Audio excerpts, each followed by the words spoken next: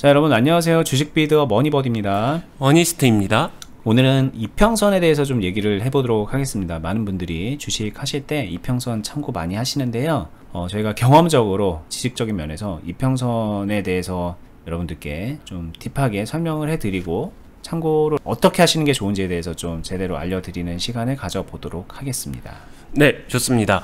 먼저 이평선이라는 말은요, 이동평균선이에요. 이동평균선, 여기서 기억할 거는 그냥 평균이다, 평균 가격이다.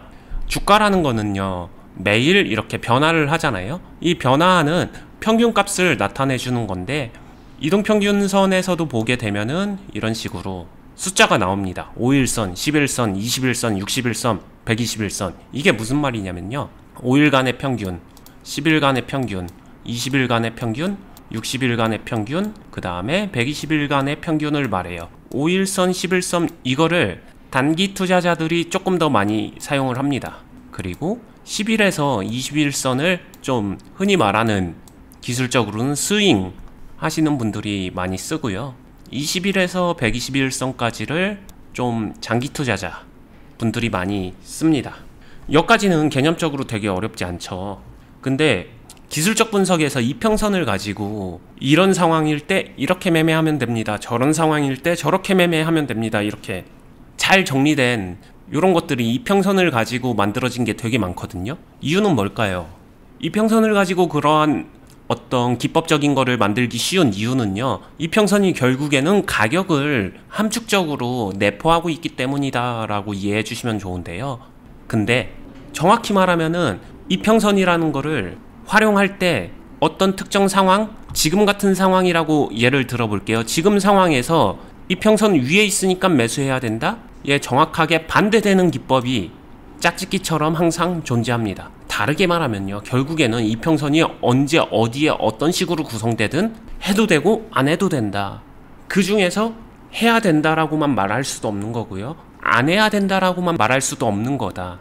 양쪽 면을 다 알아야 된다라고 말씀을 드리고 싶습니다. 가장 단편적인 예를 들면요, 이평선이 정배열되어 있었을 때 주가는 상승할 확률이 높다, 이런 얘기도 있거든요. 근데 실제 투자에서는 이평선이 역배열되어 있었을 때 저평가로 인해서 오히려 담아두기 좋다, 이런 얘기도 공존합니다. 이 두 개는 정확하게 상충되는 얘기예요. 근데 이제 그거는 이평선이 정배열되어 있을 때 이렇게 이평선 위에 올라와 있을 때 사도 된다, 이거는 어떻게 보면 트레이딩 관점에서 빠르게 사고 팔기에 유리하다는 얘기고, 말씀하신 대로 이평선이 역배열되어 있고 저평가되어 있는 구간에서는 장기 투자를 위해서 매집을 하기에 좋다라고 한다면, 이게 뭐 어떻게 보면은 반대되는 얘기는 아닌 것처럼 들리기도 하거든요. 두 가지 상황에 맞는 목적에 맞게 이평선을 이용하면 되는 부분이니까 그것만 알면 또 그렇게 주의할 건 아닌 것 같기도 하고 그렇게 들리기도 하거든요. 그렇지는 않습니다. 결국에는 그냥 예를 들면은 이런 상황에서 트레이딩 관점에서 들어간다고 하더라도 단기 트레이딩을 위해서 여기서 무언가를 할 수 있을까라고 하게 되면은 흐름이 그렇게 안 나와주게 되면 결국에는 원하는 대로 컨트롤 할 수는 없는 거거든요. 뭐 정배열일 때 조금 더 빠르게 매매할 수 있고 역배열일 때 조금 더 빠르게 매매할 수 있다, 마치 이평선의 배열이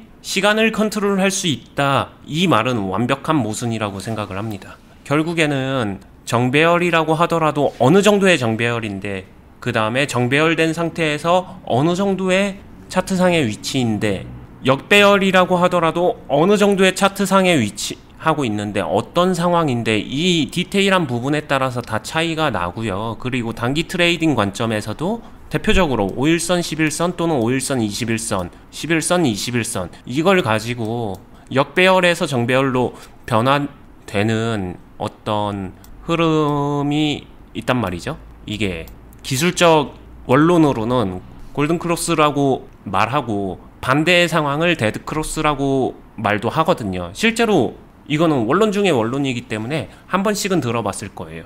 그리고 골든크로스 상황에서는 매수하기 좋다, 기타 등등의 이야기들이 많이 들어봤을 거예요. 근데 그게 단기로 끝나냐? 장기화되냐? 이 부분은 사실 정말 많이 경험해보시고 다뤄보시게 되면은 조금은 더 알 수 없다에 가깝거든요. 이것만으로는 알 수 없다가 더 정확한 표현일 것 같아요. 이평선을 참고하시는 것도 좋고 참고 안 하셔도 좋은데 이평선만 가지고 매매를 세련되게 완벽하게 할 수는 없다에 가까운 거죠. 근데 신기하게도 이평선만 가지고 매매를 기법화해서 하시는 분들이 많기 때문에 오늘 이 이야기를 하고 있는 것 같습니다. 그러면 이제 이평선만 가지고 하진 않을게요. 근데 이평선을 참고할게요 라고 한다 그러면 이제 이런 분들께는 이평선이 되게 좋은 수단이 될 수도 있는 거고, 그리고 언니님이 또 어떤 면에서 또 팁을 줄 수도 있는 것 같다는 생각이 들거든요. 네, 맞습니다. 참고를 하겠다고 하시는 분들은 당연히 참고를 하시면 돼요. 근데 서두에 말씀드렸듯이 저는 그렇게 사용을 안 합니다라고 말씀을 드린 이유는 제가 한번 참고하고 싶으신 분들한테 팁을 한번 드려보겠습니다. 그러면 그 팁 안에 제가 참고하지 않는 이유도 내포될 것 같아요. 그냥 단순히 한번 볼게요. 이거를 5일선이라고 보고요, 11선이라고 보고요, 21선이라고 보겠습니다. 이런 식으로 가지런하게 놓여져 있는 이런 상태를 정배열이라고 하거든요. 그러면은 똑같은 정배열이라고 했었을 때 이렇게 오밀조밀 붙어있는 상황과 이렇게 이격이 많이 벌어져 있는 상황, 이 두 개는 같은 정배열일까요? 다른 정배열일까요? 결론을 말씀드리면 다른 정배열입니다. 그러면은 다시 투자자이기 때문에 생각을 해야죠. 어느 정도의 정배열일 땐 들어가도 되고 어느 정도의 정배열일 땐 들어가면 안 되나. 결국에는 이 A와 B의 정도의 차이를 알아야 됩니다. 정도의 차이라는 건요, 5일선이 많이 올라가고 11선과 21선과 이 이격 자체가 벌어지면서 정배열의 괴리가 커지면요, 그러면은 단기적으로 이미 가격이 많이 급등된 상태를 뜻합니다. 테마주에서 많이 나와요. 테마주에서는 이게 5일선과 11선, 21선이 확확 벌어지기 시작합니다.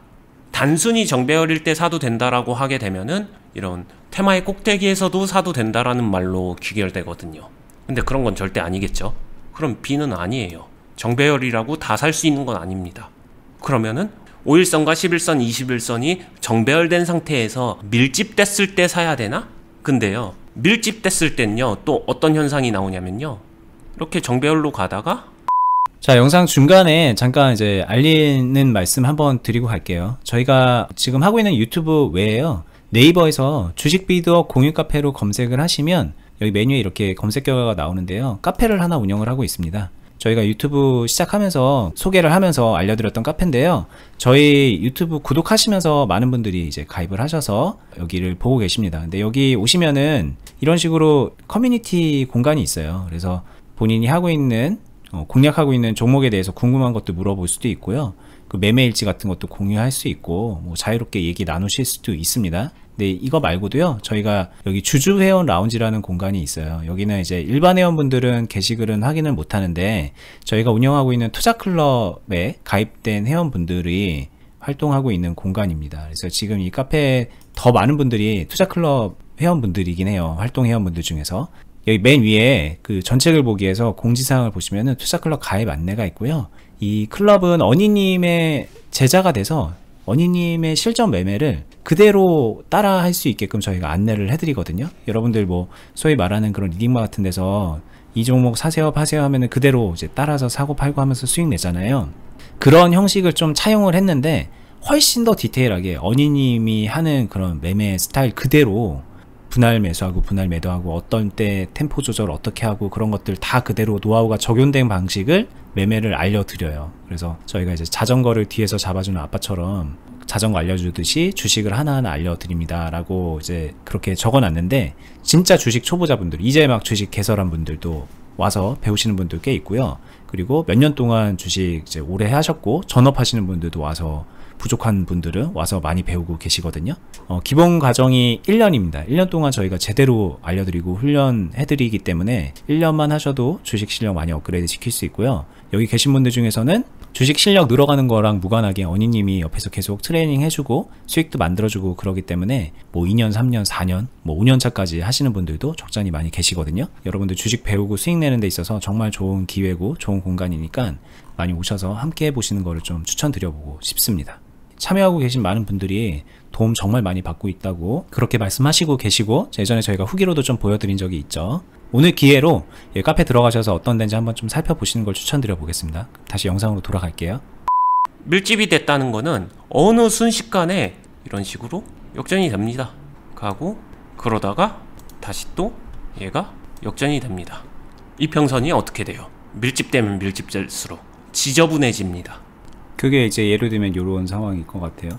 네. 여기 뭐 얼핏 봐도 뭐가 위에 있고 뭐가 아래에 있는지 막 헷갈리고 위아래로 왔다 갔다 하고 막 그러는 게 보이잖아요. 네. 그러면은 이럴 때는 그러면은 정배열이 아니니까 손절해야 되나요?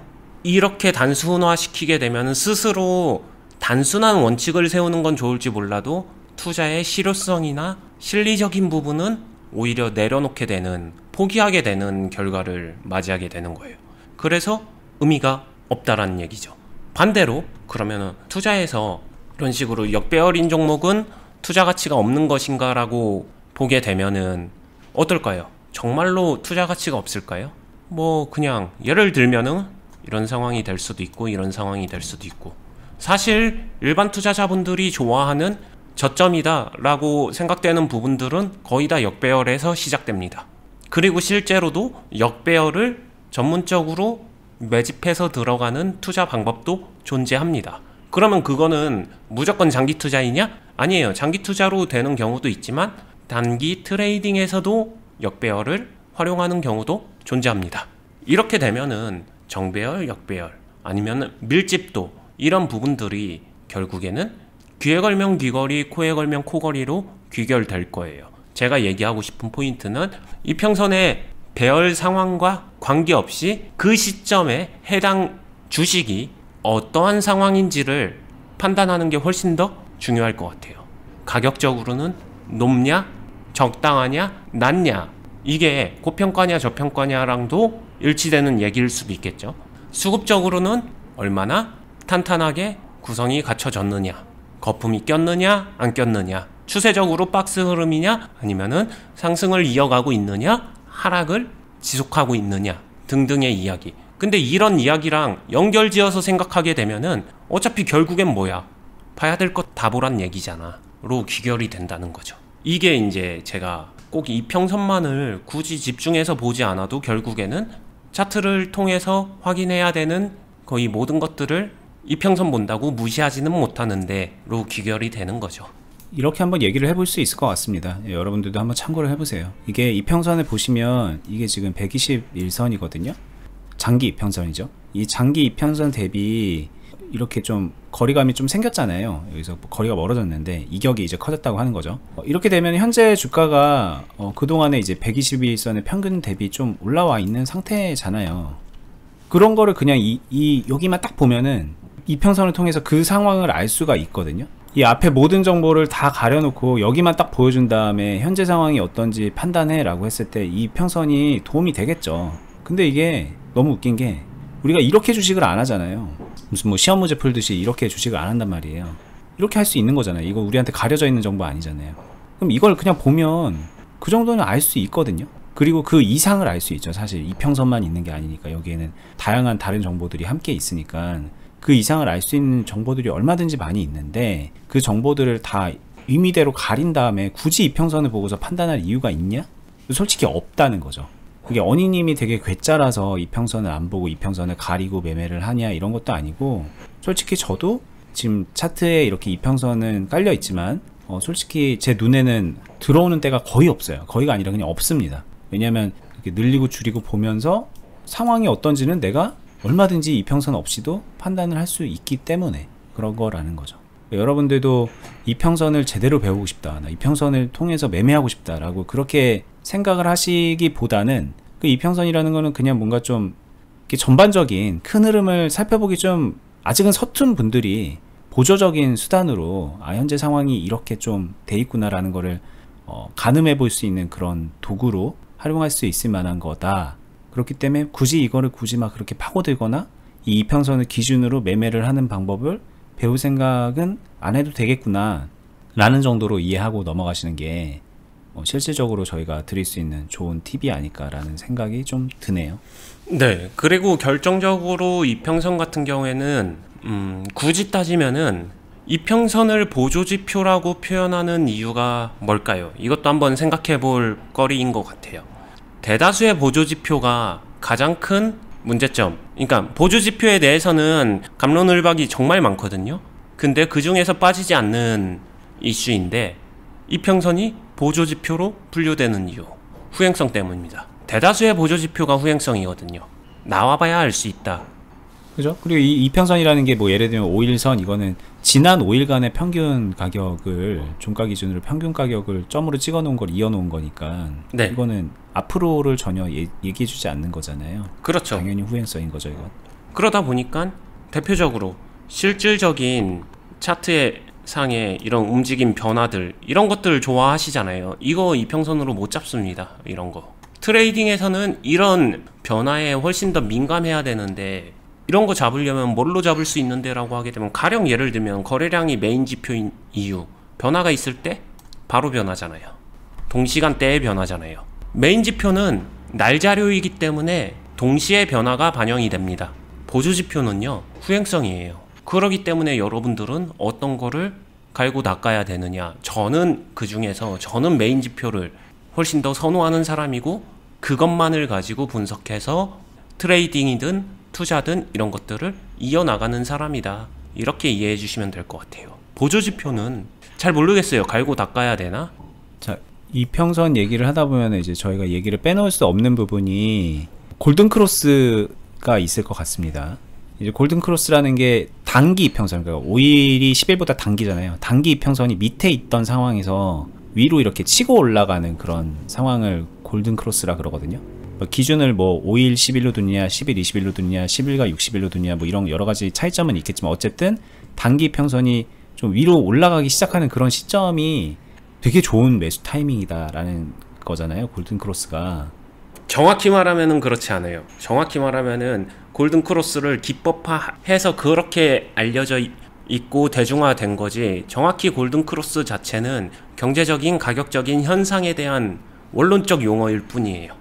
아, 그렇죠. 그거는 이제는 원론적인 얘기고, 저희가 말하는 통용되는 그런 의미는 골든크로스를 그렇게 받아들인다는 얘기예요, 제 말은. 네, 맞아요. 그러면 이제 뭐 예를 들면은 뭐 얼핏 보면 뭐 요런 부분일 것 같거든요. 여기 어딘가가 아까 언님이 말했던 것처럼 되게 오미조밀하게 막 있다가 단기 이평선이 쫙 이렇게 치고 올라가는 뭐 요런 시점이겠죠. 요때 샀더니 봐라, 이런 게 생기잖아, 뭐 이런 게 됐더니 생기잖아 라고 이제 이런 믿음을 가지고 또 요 자리를 또 열심히 찾는단 말이에요. 이건 어떻게 보시나요? 정확히 말하면은 그냥 단순한 예를 들면은 여기도 마찬가지인데 결국에는 빠지죠. 같은 상황에서 놓고 보게 되면은 비슷한 자리지만 오르기도 하고 빠지기도 합니다. 근데 방금 전에 이 부분은요, 이평선 아니더라도 그냥 단순하게 비교하고 있기 때문에 단순하게 말씀드리겠습니다. 거래량으로 잡히잖아요. 어차피 이평선 아니더라도. 근데 이제 거래량으로 잡혔다고 하는 거는 늦게 생각이 되니까 이게 뜨기 전에 이럴 때 들어가고 싶은 그 심리거든요, 이게. 그거는 그냥 욕심이죠. 거기에 대해서는 그 욕심을 채워줄 수 있는 사람은 없을 거라고 생각합니다. 네. 그리고 제가 이제 말을 그럴듯하게 해서 그러네? 이런 게 떴네? 라고 생각하실 수 있는데, 제가 좀 정정을 할게요, 제 말을. 이게 이렇게 벌어진 거는요, 골든크로스가 확연하게 딱 이게 시작된 것처럼 보이는 거는, 이 자리가 그렇게 좋아 보였던 거는 이때 이렇게 이미 상승이 나왔기 때문인 거예요. 이게 나왔기 때문에 앞에가 이렇게 여긴 좁고 여긴 넓게 보여진 거지, 이 자리에서는 아까 말씀하신 대로 이게 거꾸로 갈지 이렇게 갈지 지지부진하게 계속 흘러갈지 사실은 모르는 거죠, 그거를. 네.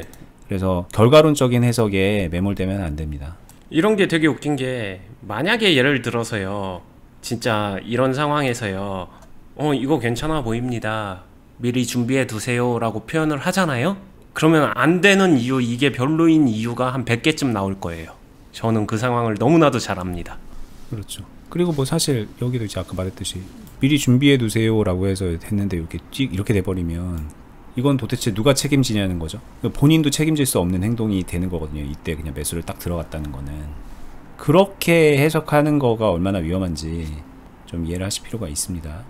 네, 그러면은 이평선에 대해서 뭐 전체적인 분위기나 느낌은 이제 감은 잡으셨고, 그래서 왜 사용을 안 하는지 여기까지는 이해는 되셨잖아요. 결국에는 그것보다 근본적으로 제가 해드리고 싶은 얘기는 이평선의 배열과 관계없이 주가가 이 위에 있다면은 이 위에서 어떻게 있는지, 아래에 있다면 이 아래에서 어떻게 있는지, 그리고 이게 다소 복잡하게 꼬여있다라고 하게 되면은, 꼬여있는 상황에서, 이 꼬여있다라는 말은 주가가 오르락 내리락 하면서 뭔가 좀 지저분하게 움직였을 확률도 있다는 거죠. 계속 하락하거나 계속 상승했었던 대세 흐름은 아니라는 거죠. 그 정도를 판단하게 하는 거고, 그 상태에서 위에 있는지 아래에 있는지, 그리고 캔들 자체는 어떠한 형태로 형성되고 있는지 등등 다른 요소들이 훨씬 더 중요하고, 그 상황에서 그럼 똑같이 1번, 2번, 3번, 4번이라고 했었을 때 이 1, 2, 3, 4번은 모든 포지션과 행동, 내가 해야 되는 행동은 다 달라질 겁니다.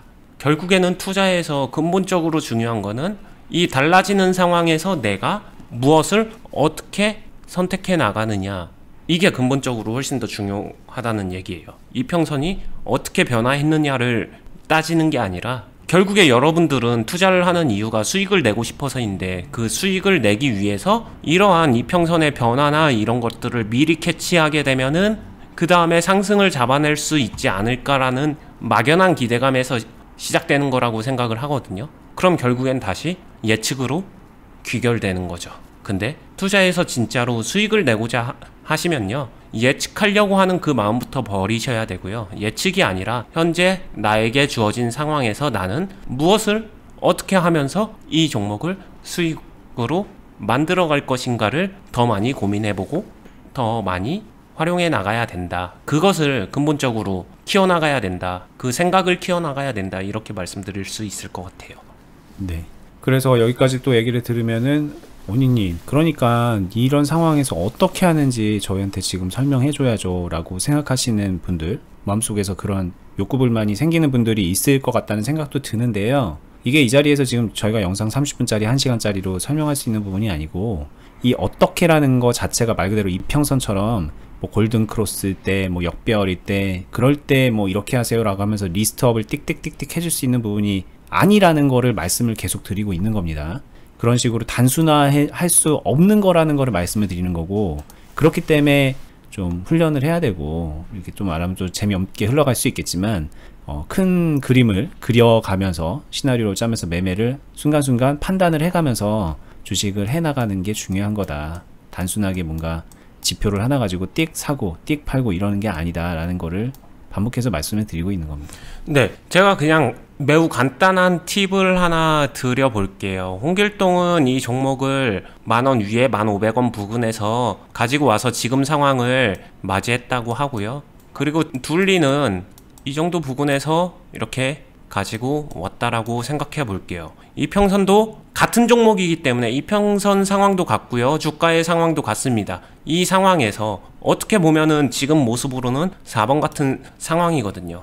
그러면 이평선 때문이 아니라 결국엔 홍길동과 둘리는 이 시점에, A라는 시점에 해야 되는 행동은 다르다. 홍길동과 둘리가 만약에 이평선 매매 아니면 종목만 가지고 매매 이렇게 하게 되면 A의 시점에서 홍길동하고 둘리는 해야 되는 행동이 정확하게 같아야 되거든요. 같게 귀결되면요, 이때는 이렇게 A에서는 이렇게 하면 됩니다가 정리가 돼요. 근데 A에서 홍길동과 둘리는 해야 되는 행동이 명확하게 다릅니다.